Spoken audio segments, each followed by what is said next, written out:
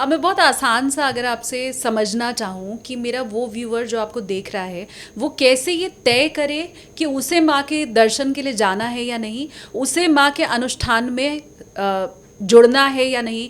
24 अप्रैल को माँ का आपने तो कह दिया जन्म दिवस के तौर पे ही हमें मनाना चाहिए, तो उस तारीख को मुझे विशेष अनुष्ठान करना है या नहीं, ये मुझे कैसे पता चलेगा, कैसे मैं समझूं? देखिए, हर किसी को करना चाहिए। संसार में दो चीज़ें सब में कॉमन है, सबकी जेब में फ़ोन है और सबका कोई ना कोई दुश्मन है। कुछ दुश्मन आपके सामने हैं, कुछ आपके छुपे हुए हैं, और जो सामने हैं वो बहुत अच्छे हैं, लेकिन जो छुपे हुए हैं वो बहुत खतरनाक है। जो साथ में तो दोस्त बनते हैं लेकिन पीछे से तलवार खोंकते हैं। तो अगर आपका रोग भी दुश्मन है, अगर आपका शौक भी दुश्मन है कि कोई छोड़कर चला गया, आप उसी में लगे पड़े हैं, वो मुझे छोड़ के चला गया, वापस आ जाए, ब्रेकअप हो गया, तो वो भी आप अपना दुश्मन ही समझिए, क्योंकि वो आपको इतने कष्ट और तकलीफ दे रहा है कि आपका वो कल तो खराब कर ही गया, आज भी खराब कर रहा है और आने वाला कल भी खराब कर रहा है। तो आपको ज़रूर से अनुष्ठान से जुड़ना चाहिए। मंदिर जा सके जाएं। बच्चों के एग्ज़ाम्स चल रहे हैं और मम्मियाँ बहुत ज़्यादा बिजी हैं, तो अपने घर में माँ दुर्गा भवानी को कहिए कि हे माँ दुर्गा भवानी, मैं हाथ जोड़कर आपके आगे, आपके अंदर बैठी हुई माँ बगलामुखी को प्रणाम करती हूँ। मेरे घर के आसपास तो कोई मंदिर नहीं है, लेकिन माँ आज आपके नाम की हल्दी, पीले फूल, पीले पुष्प, पीली मिठाई मैं आपको अर्पण कर रही हूँ। इसे बगलामुखी माँ रूप समझकर स्वीकार करेगा। एक तो ये तरीका है। दूसरा श्री मंदिर तरीका है, उनके थ्रू आप अपनी पूजा पाठ करवाइए। और तीसरा, स्वयं चल कर जाइए। भैया आप पे केस भी चल रहा है, कष्ट भी है, और फिर आपके पास टाइम भी नहीं है, तो भगवान को भी तो बहुत काम है, उनके भी पास टाइम नहीं है। तो जो कर सकते हैं वो करिए, लेकिन ज़रूरत हो तो पूजा कीजिए।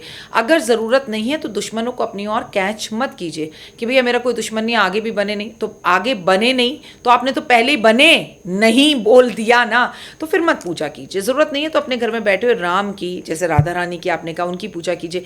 राधा रानी प्रेम की पुजारन है, तो घर में प्यार, इश्क, मोहब्बत बना रहे। अब आप ये सोचें कि मैं बगलामुखी मैया की पूजा करूं क्योंकि मेरे बेटे से मेरी लड़ाई, यार ये तो होती ही रहती है, दो बर्तन है तो खटकेंगे, वो दुश्मन थोड़ी है मेरा। ये समझने की कोशिश करनी कि दुश्मन को लिए, रोगों के लिए, बुराई के लिए, छुपे हुए अपने कष्टों को दूर करने के लिए माँ बगलामुखी की पूजा की जाती है। ऐਵੇਂ ही हर कोई उनकी पूजा नहीं कर सकता।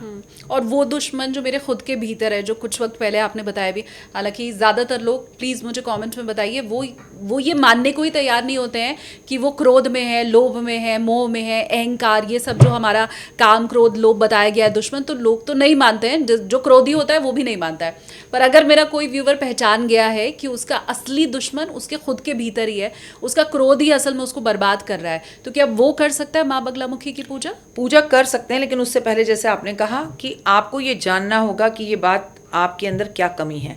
जैसे रावण ने कभी नहीं माना कि वो अहंकारी है, उनकी पत्नी रोकती रही, बेटों ने रोका, नहीं समझे, आस पड़ोस के लोगों ने रोका, नहीं समझे, माँ देवी आई, उनकी कुल देवी उनके सपने में आई, उनको बोल कर गई ये मत कर, पर वो नहीं रुके। क्या हुआ फिर? सब सर्वनाश हो गया।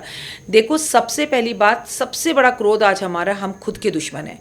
आप अच्छा कर रही हैं तो आप क्यों अच्छा कर रही हैं, ये जानने की जगह, आपसे दुश्मनी निकालने की जगह, आपके बारे में नकारात्मक बोलने की जगह, ये सोचा जाए कि उसकी मेहनत में और मेरी मेहनत में क्या फ़र्क है। Why Shalini is so successful, I am not. तो वो जो शालिनी कर रही है उसके पथ पर चला जाए। क्यों हमारे देश में नहीं होता? साधना कट आता है तो हम साधना कट कर लेते हैं, ठीक है। हम शाहरुख खान के बाल या धोनी के बाल लंबे देखते हैं तो सारे लड़के बाल लंबे कर लेते हैं। या हमने अगर एनिमल में बॉबी के बाल लंबे और दाढ़ी बड़ी देखी तो हर बच्चे का लुक आपको वैसा दिखता है। सिर्फ पिक्चरों की कॉपी करेंगे हम, जो सक्सेस लोग हैं उनकी कॉपी करिए। Shalini is success. Why Shalini is success? What is the motive of Sakshi? उसका, शालिनी का क्या काम है, कितने बजे उठती है शालिनी, कितने पॉडकास्ट करती है, कैसे बात करती है, उसका तरीका उठना, कॉपी कीजिए ना। हर अच्छी चीज़ को दूसरे की कॉपी करना चाहिए और हर नकारात्मक चीज़ को दूर करना चाहिए। लेकिन इंसान को लगता है मैं बेहतर हूँ। जहाँ मैं आ जाता है वहाँ ना तो कोई पूजा काम आती है, ना आराधना काम आती है, वहाँ सच में श्री मंदिर भी काम नहीं आएगा। तो पहले अपने अहम और वहम को दूर कीजिए और आप अपने अंदर अपने युद्ध को खुद खत्म कीजिए और दूसरे से कंपेयर मत करिए। आज मैं तुम्हें एक बहुत बड़ा मंत्र देती हूँ, आपके लोगों को मंत्र देती हूँ। जब आप किसी सक्सेस इंसान को देखो ना, आपको एक दिन मैं भी इस ऊंचाइयों पर पहुँचूंगा और इस व्यक्ति के साथ बैठकर मैं खाना खाऊंगा, इस व्यक्ति के साथ मेरा पॉडकास्ट होगा, इस व्यक्ति के साथ मैं फोटो खिंचवाऊंगा। विद इन कुछ फ्यू मंथ्स में ऐसा हो जाएगा। लेकिन हम इसका उल्टा करते हैं। ये क्या है? कुछ भी नहीं है, इसे कुछ आता ही नहीं है, ये तो क्या कर लेगा, मैं तो इससे बेहतर कर लूँगा, वो तो और बेहतर हो जाएगा और आप कुछ नहीं कर पाएंगे। सो आप दूसरे में कमियां निकालना बंद कर अपने में खूबियां ढूंढना शुरू करें बस।